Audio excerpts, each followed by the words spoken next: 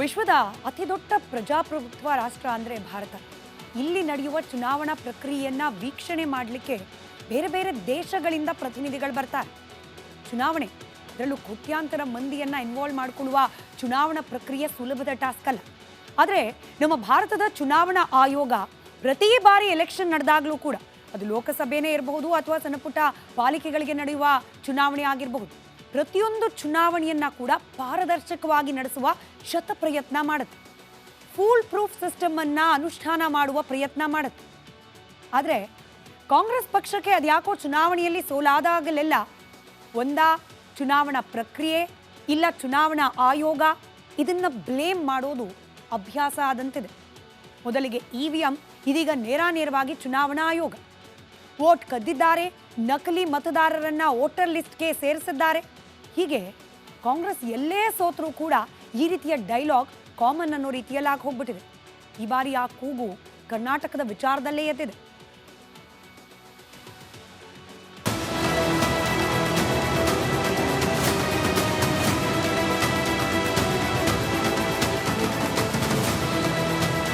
ಕರ್ನಾಟಕದ ಒಂದು ಲೋಕಸಭಾ ಕ್ಷೇತ್ರದಲ್ಲಿ ಚುನಾವಣೆ ಅಕ್ರಮ ನಡೆದಿದೆ ಎನ್ನೋ ಲೋಕಸಭೆಯಲ್ಲಿ ವಿಪಕ್ಷದ ನಾಯಕ ರಾಹುಲ್ ಗಾಂಧಿಯವರ ಹೇಳಿಕೆ ರಾಷ್ಟ್ರಾದ್ಯಂತ ವ್ಯಾಪಕ ಚರ್ಚೆಗೆ ಗ್ರಾಸವಾಗಿದೆ.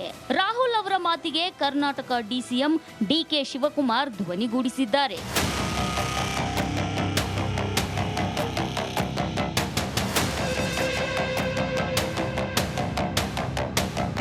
ರಾಹುಲ್ ಗಾಂಧಿ ಹೇಳಿಕೆಯನ್ನ ಒಪ್ಪುತ್ತೇನೆ.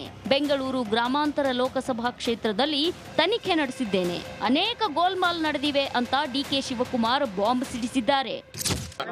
I also agree with Rahul Gandhi. Even I also have a very thorough this one. I also have made a very detailed investigation on even my Bangalore rural constituency also. Lot of golmals have been done. I don't want to disclose much. I'll come back later on this issue. ಕರ್ನಾಟಕದ ಒಂದು ಲೋಕಸಭಾ ಕ್ಷೇತ್ರದಲ್ಲಿ ಚುನಾವಣಾ ಆಯೋಗವು ಮತ ವಂಚನೆಗೆ ಅವಕಾಶ ನೀಡಿದೆ. ನಮ್ಮ ಬಳಿ 100% ಪುರಾವೆ ಇದೆ ಅಂತ ಕಾಂಗ್ರೆಸ್ ನಾಯಕ ರಾಹುಲ್ ಗಾಂಧಿ ಮತ್ತೊಮ್ಮೆ ಹೇಳಿದ್ದಾರೆ. That election commission is not doing its job. Now we have concrete 100% proof of election commission allowing cheating in a seat in Karnataka. Not 90%. When we decide to show it to you, it is 100% proof. Okay? And we just looked at one constituency and we found this. And I'm absolutely convinced that constituency after constituency, this is the drama that is taking place. Thousands and thousands of new voters. How old are they? 50, 45, 60, 65 new voters. Thousands and thousands and thousands, one constituency.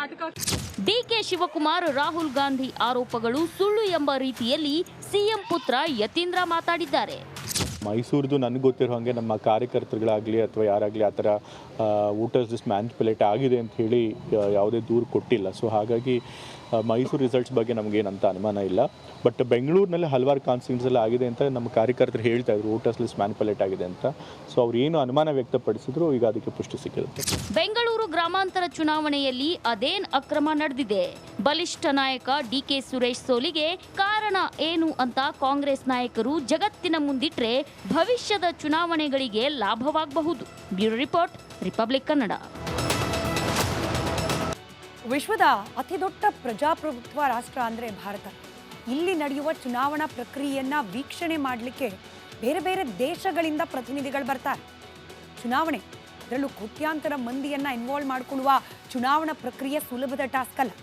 ಆದರೆ ನಮ್ಮ ಭಾರತದ ಚುನಾವಣಾ ಆಯೋಗ ಪ್ರತಿ ಬಾರಿ election ನಡೆದಾಗಲೂ ಕೂಡ, ಅದು ಲೋಕಸಭೆನೇ ಇರಬಹುದು ಅಥವಾ ಸಣ್ಣಪುಟ್ಟ ಪಾಲಿಕೆಗಳಿಗೆ ನಡೆಯುವ ಚುನಾವಣೆ ಆಗಿರಬಹುದು, ಪ್ರತಿಯೊಂದು ಚುನಾವಣೆಯನ್ನ ಕೂಡ ಪಾರದರ್ಶಕವಾಗಿ ನಡೆಸುವ ಶತ ಪ್ರಯತ್ನ ಮಾಡುತ್ತೆ. ಫೂಲ್ ಪ್ರೂಫ್ ಸಿಸ್ಟಮ್ ಅನ್ನ ಅನುಷ್ಠಾನ ಮಾಡುವ ಪ್ರಯತ್ನ ಮಾಡುತ್ತೆ. ಆದರೆ ಕಾಂಗ್ರೆಸ್ ಪಕ್ಷಕ್ಕೆ ಅದ್ಯಾಕೋ ಚುನಾವಣೆಯಲ್ಲಿ ಸೋಲಾದಾಗಲೆಲ್ಲ ಒಂದಾ ಚುನಾವಣಾ ಪ್ರಕ್ರಿಯೆ ಇಲ್ಲ ಚುನಾವಣಾ ಆಯೋಗ, ಇದನ್ನ ಬ್ಲೇಮ್ ಮಾಡೋದು ಅಭ್ಯಾಸ ಆದಂತಿದೆ. ಮೊದಲಿಗೆ EVM, ಇದೀಗ ನೇರವಾಗಿ ಚುನಾವಣಾ ಆಯೋಗ. ವೋಟ್ ಕದ್ದಿದ್ದಾರೆ, ನಕಲಿ ಮತದಾರರನ್ನ ವೋಟರ್ ಲಿಸ್ಟ್ಗೆ ಸೇರಿಸಿದ್ದಾರೆ. ಹೀಗೆ ಕಾಂಗ್ರೆಸ್ ಎಲ್ಲೇ ಸೋತ್ರೂ ಕೂಡ ಈ ರೀತಿಯ ಡೈಲಾಗ್ ಕಾಮನ್ ಅನ್ನೋ ರೀತಿಯಲ್ಲಿ ಆಗಿ ಹೋಗ್ಬಿಟ್ಟಿದೆ. ಈ ಬಾರಿ ಆ ಕೂಗು ಕರ್ನಾಟಕದ ವಿಚಾರದಲ್ಲೇ ಎದ್ದಿದೆ.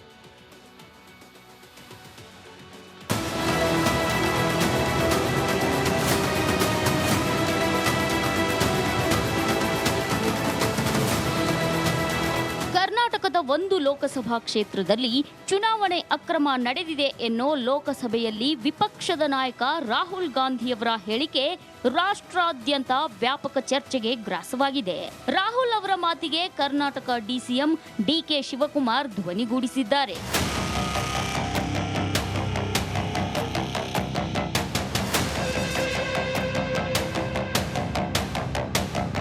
ರಾಹುಲ್ ಗಾಂಧಿ ಹೇಳಿಕೆಯನ್ನ ಒಪ್ಪುತ್ತೇನೆ. ಬೆಂಗಳೂರು ಗ್ರಾಮಾಂತರ ಲೋಕಸಭಾ ಕ್ಷೇತ್ರದಲ್ಲಿ ತನಿಖೆ ನಡೆಸಿದ್ದೇನೆ. ಅನೇಕ ಗೋಲ್ಮಾಲ್ ನಡೆದಿವೆ ಅಂತ ಡಿಕೆ ಶಿವಕುಮಾರ್ ಬಾಂಬ್ ಸಿಡಿಸಿದ್ದಾರೆ. I also agree with Rahul Gandhi. Even I also have a very thorough this one. I also have made a very detailed investigation on even my Bangalore rural constituency also. Lot of golmals have been done. I don't want to disclose much. I'll come back later on this issue.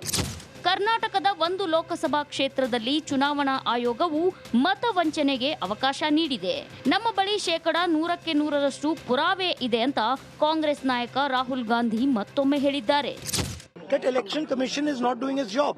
Now we have concrete 100% proof of election commission allowing cheating in a seat in Karnataka. Not 90%. When we decide to show it to you, it is 100% proof. Okay? And we just looked at one constituency and we found this. And I'm absolutely convinced that constituency after constituency, this is the drama that is taking place. Thousands and thousands of new voters. How old are they? 50, 45, 60, 65. New voters. Thousands and thousands and thousands, one constituency.